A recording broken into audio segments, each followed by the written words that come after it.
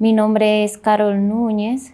Yo llegué a la iglesia a través de una depresión que tenía. Me quería suicidar ese día que llegué. Por muchos problemas en mi vida sentimental, tenía demasiados problemas, mis familiares, y no encontraba ninguna salida.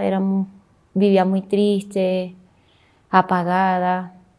Entonces, a raíz de eso conseguí un trabajo y mi jefe practicaba mucho brujería.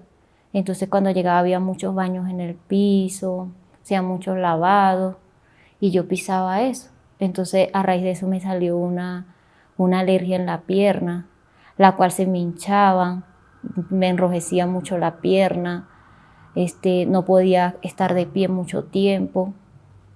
Cuando llegué a la iglesia estaban dando el aceite santo y empecé a ungirlo en la parte de mi pierna donde la tenía afectada. Al transcurrir ya el tiempo, fue sanando mi pierna, ya podía estar de pie, ya no tenía nada en mi pierna. O sea, todos esos males desaparecieron, mi depresión desapareció. Gracias a Dios hoy tengo una vida tranquila, una vida feliz, no me falta nada y estoy tranquila. Los invito a que vengan y reciban el aceite santo y usen toda su fe con la certeza de que usted y su familia van a ser sanadas así como lo fui yo.